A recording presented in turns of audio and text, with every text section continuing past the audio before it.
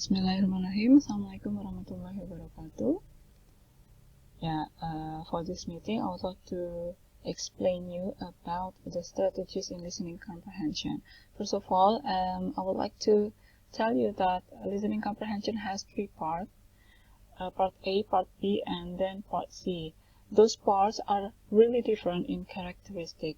For part A mengambil peran bagian yang paling banyak dalam listening comprehension. Dan untuk ciri khas dari part A adalah short dialogue, kemudian hanya ada 2 speakers dan ada 1 narator yang akan memberikan pertanyaan. So, ciri yang paling jelas dari part A adalah dialognya singkat, kemudian 1 soal itu adalah 1 dialog. Jadi kalau Anda mendapatkan 5 soal dalam part A, it means that Anda akan mendapatkan masing-masing 5 dialog. Oke, kemudian apa yang perlu dilakukan dalam part A di sini, yang paling penting adalah jika Anda memiliki jawaban seperti yang ditampilkan dalam slide ini ya. Nah, misalkan Anda memiliki jawaban seperti ini dalam modul Anda bisa untuk scanner atau menyekan lebih dahulu untuk bisa dilihat kira-kira pola jawabannya seperti apa, ngomongin tentang apa. Jadi Anda membatasi tentang sesuatu yang belum Anda dengarkan, kemudian Anda bersiap-siap untuk mendengarkan, dan Anda memiliki gambaran tentang apa yang akan Anda dengarkan.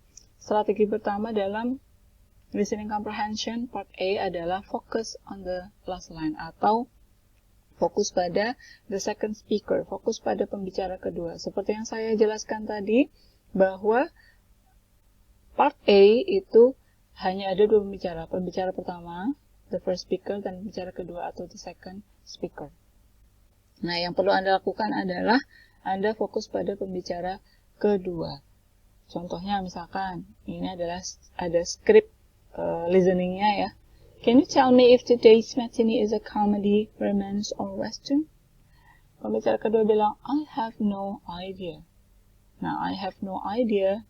Di sini, naratornya akan menanyakan dengan what does the woman mean? Apa yang dimaksud dengan woman sebagai pembicara kedua? Anda cari dalam jawaban di sini yang paling mendekati dengan I have no idea, itu adalah she does not know. She doesn't know. Dia tidak tahu jawabannya, atau dia tidak tahu apa yang sedang ditampilkan, comedy, romance, atau western. Nah, strategi pertama ini berhubungan dengan strategi kedua dan strategi ketiga. Strategi kedua adalah choose answer with synonym. Pilihlah jawaban yang sinonim atau makna katanya sama. Dan juga avoid similar sound. Hindari persamaan bunyi. Jadi, strategi yang pertama dalam listening comprehension part A itu adalah focus on the second speaker. Fokus pada pembicara kedua. Kemudian, dengarkan baik-baik apa yang diucapkan oleh pembicara kedua. Kemudian, carilah yang maknanya sama dengan pembicara kedua, tetapi yang bunyinya itu berbeda dari apa yang dia ucapkan. Kenapa bunyinya itu harus dihindari yang berbeda? Karena bisa jadi itu jebakan. Misalkan di sini ya ada skrip ya. Did you see the manager about the job in the bookstore? Apakah kamu sudah menemui manajer berkaitan dengan pekerjaan, lowongan pekerjaan di toko buku? Yes, and I also had to fill out an application. Dan saya juga harus fill out mengisi aplikasi. Kalau Anda fokus pada kata-kata application, mungkin Anda akan memilih jawaban yang B. Oh, ada kata-kata application, maka jawabannya saya pilih yang sama. Mungkin that is just trap. Itu hanya sebuah jebakan untuk Anda. Pastikan Anda mendengarkan baik-baik pembicara kedua bilang apa, kemudian Anda merubah maknanya ya. Jadi mencari makna yang serupa dengan itu meskipun kata-katanya berbeda. Fill out an application. Fill out itu adalah melengkapi. Melengkapi sama dengan to complete. Application itu sama dengan formulir. Form. Jadi jawabannya adalah it was necessary to complete a form. I also had to. Had to itu harus. Harus itu sama dengan necessary. Necessary. Jadi yang kita pilih bisa jadi berbeda bentuk kata-katanya, tetapi memiliki makna yang sama. Begitu juga untuk strategi ketiga, avoid similar sound. Nah, ini penekanannya adalah hindari yang persamaan bunyi. Contoh, I heard that Sally just moved into a new big house near the beach. Katanya Sally pindah ke rumah baru, besar dan dekat pantai. But Sally doesn't have a cent. Tapi Sally nggak punya 1 sen pun. Nah, kalau Anda fokus pada kata cent, mungkin Anda akan terjebak untuk menjawab jawaban yang A. Sally has no sense atau Sally cent because it has similar sound. But remember that you need to avoid similar sound. What you need to do is just to look for the similar meaning. Yang meaningnya sama dengan Sally doesn't have a cent. Sally nggak punya 1 sen pun. Nggak punya 1 sen pun berarti tidak memiliki uang. Tidak memiliki uang sama dengan C. Sally has no money. Seperti itu. Jadi penekanannya adalah pastikan Anda memilih jawaban yang maknanya sama. Sekarang kita latihan di exercise 1.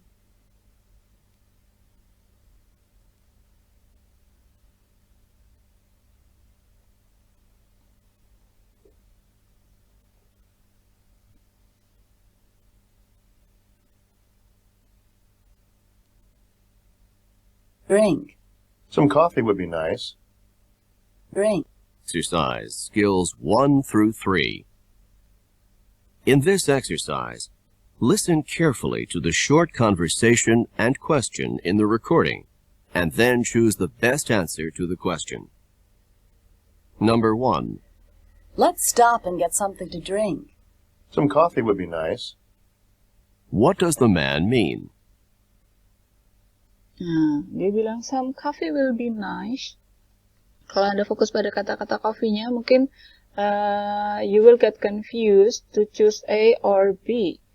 Nah, some coffee will be nice, itu yang pertama, the first speaker bilang, ayo stop dulu, kemudian minum sesuatu. Yang kedua bilang, some coffee will be nice. Kayaknya enak deh minum kopi gitu ya. Nah, some coffee will be nice ini memiliki arti yang sama dengan yang C. A drink seems like a good idea. Nice itu sama dengan good. Some coffee will be nice itu berarti dia tertarik untuk turun dan mencoba meminum sesuatu.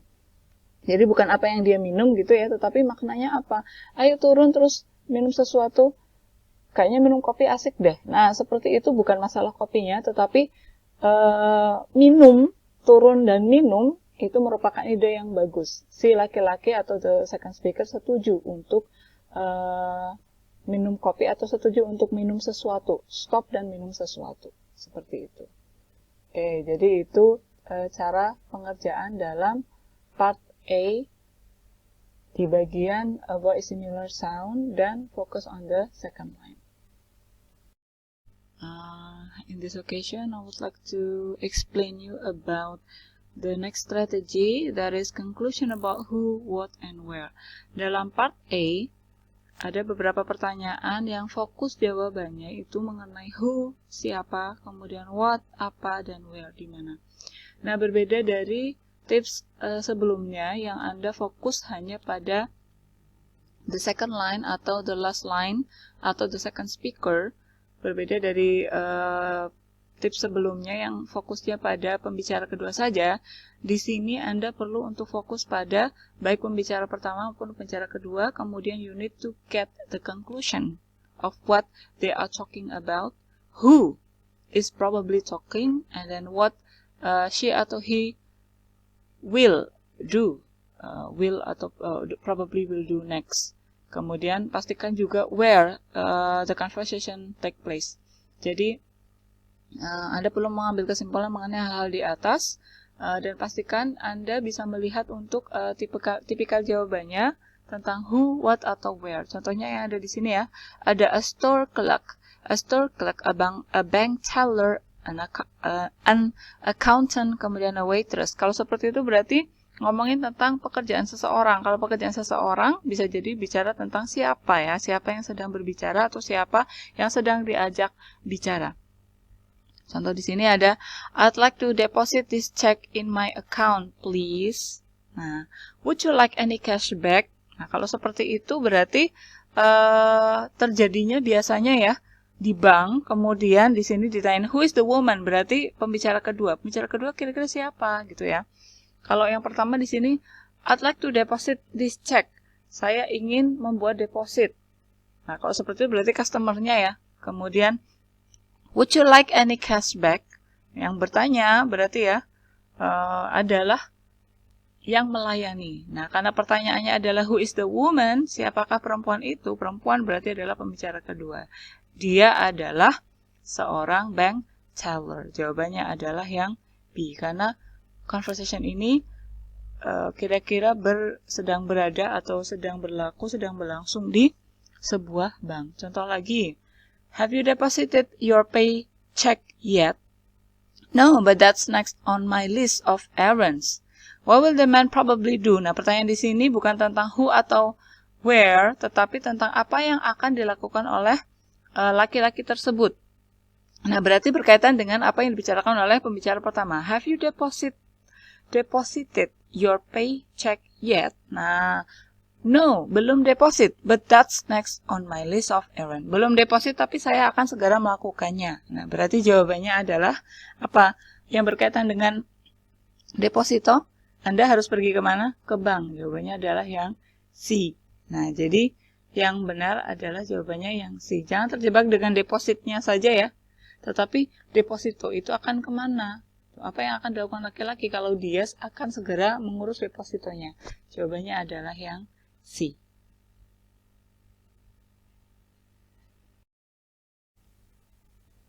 Nah, untuk sekarang kita coba berlatih untuk soal-soal yang berkaitan dengan who, what, dan where. Coba dengarkan baik-baik listening play yang akan saya putarkan, kemudian fokuslah pada pembicara pertama dan juga pembicara kedua, sambil melihat di bagian di sini ya, ada exercise 3, nomor 1. Nah, kalau misalkan pertanyaannya seperti ini, jawabannya seperti ini ya, A, B, C, D, ada in a department store, in a stationery store, at the post office, at the airport. Pertanyaannya pasti akan berkaitan dengan where. Nah, pastikan Anda mendengarkan apa yang diucapkan oleh pembicara pertama dan pembicara kedua, kemudian Anda simpulkan kira-kira dengan situasi seperti itu, dengan topik yang sedang mereka bahas seperti itu, mereka sedang berbicara di mana. Jadi, konteks tempat di mana mereka sedang melangsungkan percakapan itu di mana. In this exercise, listen carefully to the short conversation and question in the recording, and then choose the best answer to the question. Number 1. Can I help you? I need 2 stamps and a padded mailing envelope, please. Where does this conversation probably take place? Nah, can I help you? Itu yang pertama ya, the woman asked, can I help you? Ada yang bisa dibantu, berarti perempuan itu adalah seseorang yang melayani orang lain. Kemudian pembicara kedua bilang, I need an envelope. Saya ingin beli envelope. Kemudian 2 stamps, 2 perangko. Nah, biasanya di mana orang membeli envelope atau perangko? Nah, apakah di department store? Bisa jadi, tetapi department store is too large to just buy envelope and stamps. Nah, ada in a stationery store, di toko buku, post office, atau airport. Nah, di sini konteksnya adalah untuk membeli envelope, kemudian perangko, kemudian dia ingin mengirimkan sesuatu, itu semuanya packagingnya ada di post office. Jawabannya adalah yang C. Ya, selanjutnya pembahasan materi selanjutnya adalah passive statement. Nah, passive statement ini adalah berkaitan dengan statement atau pernyataan yang berbentuk pasif. Nah, di sini yang perlu Anda lakukan adalah fokus on the second speaker, dengarkan pembicara kedua, kemudian pastikan di sini ada tips ya. If the dialogue contains a passive statement, the answer to the question is often an active statement. Sebaliknya, if the dialogue contains an active statement, the answer to the question is often a passive statement. Jadi, jika dialog yang ada di sini adalah mengandung kalimat pasif, maka jawabannya berupa kalimat aktif. Jika dialognya di sini mengandung kalimat sebaliknya ya, misalkan di sini pasif berarti di sini aktif, di sini berarti pasif. Contohnya, Alice needs to pay her tuition today. Alice harus membayar tuition atau SPP-nya hari ini. But her tuition has already been paid. Nah, di sini ada, tapi SPP-nya sudah dibayar. Kalau dibayar berarti kan pasif ya, karena diawali di. Maka jawaban di sini carilah yang aktif. Nah, tapi sudah dibayar, berarti butuh untuk kalimat aktif. Has paid off, ini adalah pasif. Needs to be paid, ini juga pasif. Nah, di sini yang aktif adalah yang C dan D. Bagaimana kita tahu memilihnya? But her tuition has already been paid. Tapi SPP sudah dibayar. Dibayar sama siapa ya? Dibayar sama Alice. Berarti ya, Alice sudah membayar tuition fee-nya. Alice sudah membayar SPP-nya. Jawabannya adalah yang C. Alice has already paid her fees. Contoh yang ada di sini. Have you been taking good care of the lawn? I watered it only this morning. Nah, di sini ya. Sudah ngurusin itu tanamannya? I watered it. I watered it berarti saya menyiraminya. Kalau saya menyiraminya karena diawali dengan maka itu adalah kalimat aktif. Kalau kalimat aktif maka jawabannya di sini adalah yang pasif. Coba, she drank. Drank berarti aktif ya. She waited, ini juga aktif. Bukan itu jawabannya. Ada the lawn has already been watered today. She wanted a new lawn this morning. Oh, berarti A, B, dan D semuanya adalah kalimat aktif. Yang pasif sendirian adalah yang C. Jadi, I watered it, saya menyiraminya. Pagi ini sama dengan the lawn has already been watered today. Seperti itu. Nah, contoh soalnya kita lihat di exercise 3 number 2. Nah, number 2 ini adalah tentang kalimat pasif dan aktif. Listen carefully to the play.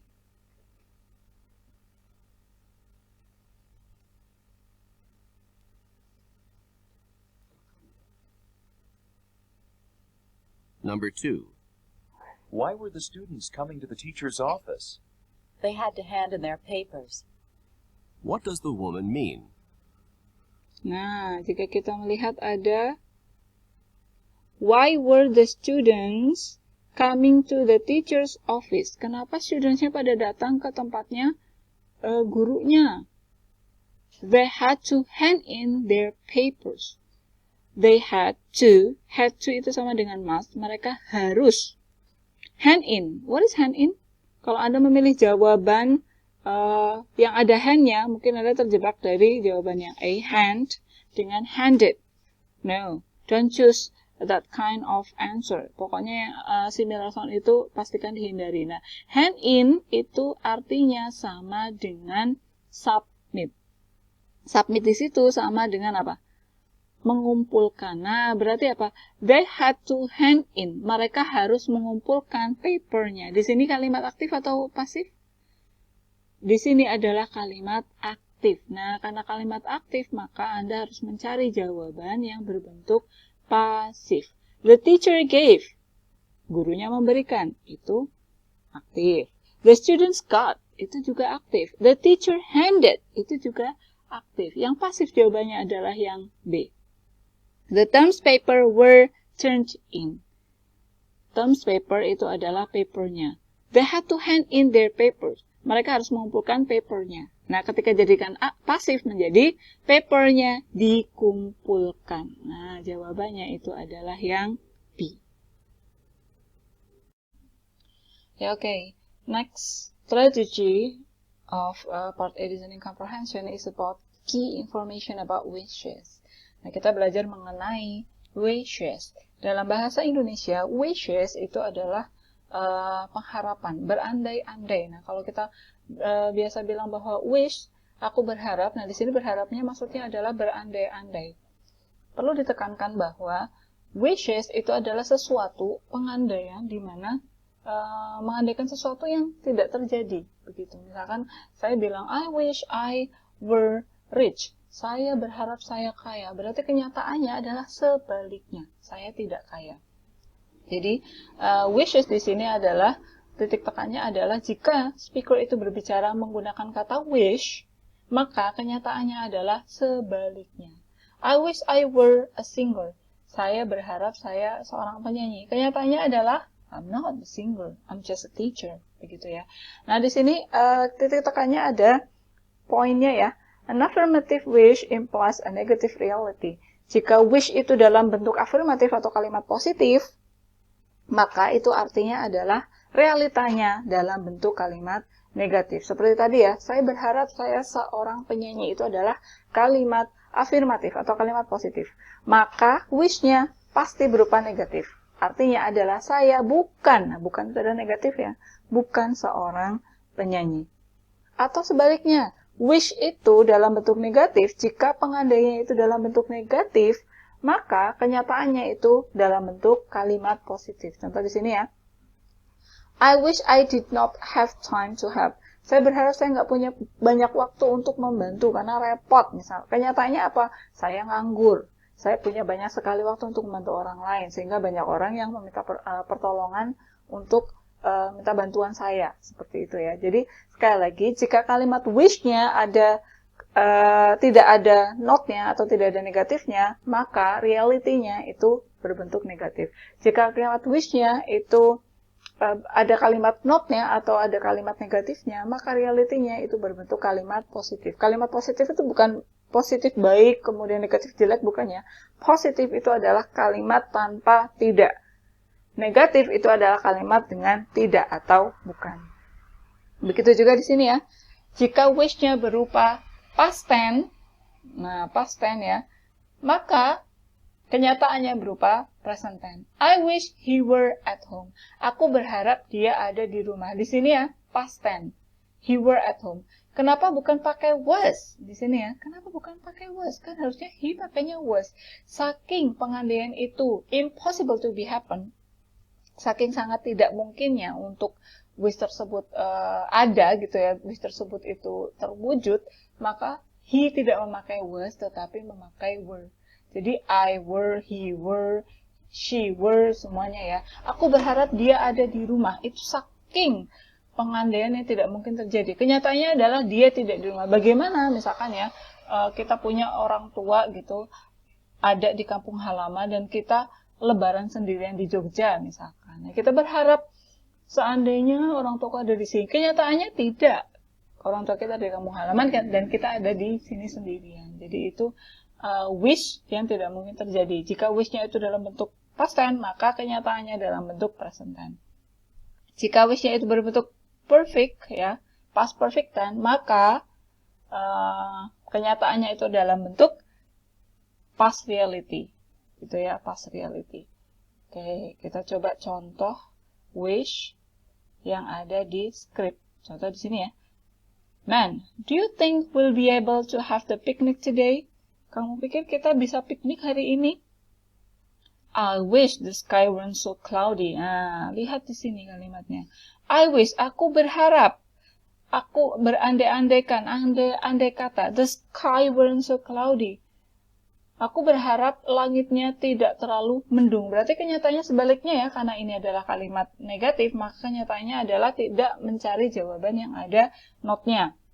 Nah, berarti jangan milih jawaban yang A, karena ini adalah negatif. Carilah yang kalimat positif. Positif berarti tidak ada not-nya ya. Jawabannya ada di B, C, dan D. Bagaimana kita tahu? Cari kebalikannya. Aku berharap langitnya tidak terlalu mendung. Berarti kenyataannya, langitnya mendung. Nah, langitnya mendung banget. Mana yang sama? Jawabannya adalah yang C. Seperti itu contohnya. Oke, contoh kita lihat di exercise 4, number 1. In this exercise, listen carefully to the short conversation and question in the recording, and then choose the best answer to the question. You should remember that a wish implies an opposite meaning. Number 1. Do you think we'll be able to get tickets for the concert? I wish there weren't so many people in line in front of us. What does the woman mean? Nah, scriptnya itu, do you think we'll be able to go to get the ticket for the concert? Kita bisa dapat tiket konsernya nggak ya? I wish there weren't so many people in line in front of us. Nah, berarti aku berharap tidak banyak orang ngantri di depan kita. Tidak banyak orang. Ini kalimat negatif ya. Berarti kenyataannya adalah jangan milih yang negatif. Jangan milih yang negatif berarti jangan pilih yang ini ada not-nya gitu ya. Nah, not many people berarti bukan itu jawabannya, bukan B maupun bukan Kita lihat lagi ya. Di situ dia bilang, I wish, aku berharap there weren't so many people. Nggak ada banyak orang antri di depan kita. Kira-kira kita bisa dapat tiketnya nggak ya? Aduh, coba aja ya nggak banyak orang antri di depan kita. Aku berharap nggak banyak orang antri di depan kita. Kenyataannya apa? Banyak sekali orang antri di depan kita. Berarti apa? Jalur antriannya sangat panjang. Nah, jawaban yang paling tepat adalah yang ini. The line in front of them is too long. Karena apa? Karena saking banyaknya orang mengantri. Nah, itu adalah wish. Berarti titik tekannya adalah jika ada kata wish, jika itu ada negatifnya, maka Anda mencari yang afirmatif atau kalimat positif. Sebaliknya, jika wish-nya di situ ada kalimat afirmatif atau positif, maka cari yang sebaliknya yaitu negatif. Cari maknanya yang menjelaskan mengenai pengandaian tersebut. Berharapnya tentang apa? Kenyataannya seperti apa? Begitu. Itu adalah untuk wish.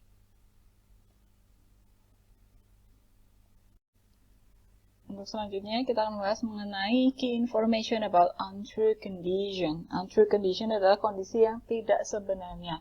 Ini mirip sekali dengan wish, hanya ciri khas kalimatnya tidak menggunakan wish, tetapi if, jika. Nah, sama ya sebenarnya ya, kalau wish itu juga seandainya, aku berharap. Untuk if itu juga jika itu juga sama dengan seandainya. Mirip sekali, jadi apa yang dibicarakan oleh pembicara, maka artinya adalah kebalikannya. Kita harus mencari seperti itu. Nah, karena di sini contohnya adalah if, beda dengan tadi yang wish ya, maka bentuknya juga sedikit berbeda, hanya saja maknanya sama. An affirmative condition implies a negative reality. A negative condition implies an affirmative reality. Sama ya, jika bentuknya adalah kalimat positif, maka realitanya itu adalah kalimat negatif. Jika pengandaian atau if-nya itu dalam bentuk kalimat negatif, maka realitanya dalam bentuk kalimat positif. Contoh di sini ya. If she were at home, she could do it. Kalau dia ada di rumah, dia bisa melakukan itu. Contohnya misalkan ya, kalau dia ada di rumah, pasti dia bisa nyuci baju. Kenyataannya apa? Di rumah nggak ada dia tidak ada di rumah. Berarti apa? Dia nggak bisa nyuci baju. Seperti itu. Atau kebalikannya, if she were at home, kalau dia nggak ada di rumah, dia pasti bisa melakukannya. Kalau dia nggak ada di rumah, dia pasti kerjaan selesai. Kenyataannya dia ada di rumah. Kerjaan nggak ada yang selesai karena dia harus nyambi mencuci, atau menyetrika, atau membersihkan rumah, dan sebagainya. Sehingga pekerjaan kampus tidak selesai misalnya. Jadi, intinya sama, jika kalimatnya di sini adalah positif, maka pengandainya adalah negatif. Were at home artinya adalah not at home. Atau sebaliknya, if she weren't at home, dia nggak ada di rumah, maka kenyataannya dia ada di rumah. Sama ya. Untuk past tense, itu juga jika pengandaian dalam bentuk past tense, maka kenyataannya itu dalam bentuk present reality. Jika pengandaian atau if-nya dalam bentuk past perfect verb, maka implikasinya adalah realitinya dalam bentuk past. If I had money, kalau aku punya uang, I would buy it. Kenyataannya apa? Present tense, I don't have money. If I had money, jadi kalau Anda mengandaikan sesuatu, kalau aku punya banyak uang sekarang, aku tuh bakal mau beli mobil. Kenyataannya apa? Saya nggak punya uang sekarang. I don't have money. Jadi saya nggak mungkin punya mobil. Gitu ya. Beda dengan pengandaian yang untuk masa depan. Jika suatu saat nanti saya punya uang, nah itu beda ya. Kalau ini pengandaian untuk keadaan sekarang yang sudah tidak bisa dibantah. If I had money, kenapa had-nya ada dua di sini ya? Ini karena lebih lampau ya. I would have bought it. Berarti misalkan kemarin ya, kemarin kamu kok nggak traktir bakso? Kalau kemarin aku punya uang, aku pasti traktir kamu. Nah, karena pengandaiannya itu mengandaikan sesuatu yang terjadi kemarin sudah lebih lampau, gitu ya, maka menggunakan had. Kenyataannya, I didn't have money. Saya nggak punya uang. Pas kemarin aku juga nggak punya uang, begitu ya. Jadi, had di sini adalah pengandaian yang untuk sesuatu yang lebih lampau. Ada kesimpulan di sini, had can be used without if. Jadi tadi kan penandanya adalah if. Nah, hati-hati, had juga bisa digunakan untuk penanda bahwa itu kalimat if. Contoh, had I had money, I would have bought it. Nah, kalimat ini sama dengan yang atas. If I had money. Jadi dibalik ya. If I had money sama dengan had I had money. Bedanya, kalau di atas ini masih memakai if, di bawah sudah tidak memakai if dan had-nya bertukar posisi. Had yang di sini bertukar menjadi di depan. Had I had money. If-nya hilang. Artinya sama dengan yang di atas, yaitu I didn't have money. Aku nggak punya uang. Kita bisa lihat ya contohnya. Are you going to have something to eat? Mau makan sesuatu nggak? If the food looked fresh, I would eat some. Kalau saja makanannya kelihatan segar, aku bakal makan. Berarti kenyataannya adalah saat itu makanannya tidak terlihat segar. Jadi saya tidak akan makan. Begitu ya. Berarti bukan, di sini ada ya, if the food looked fresh, I would eat some.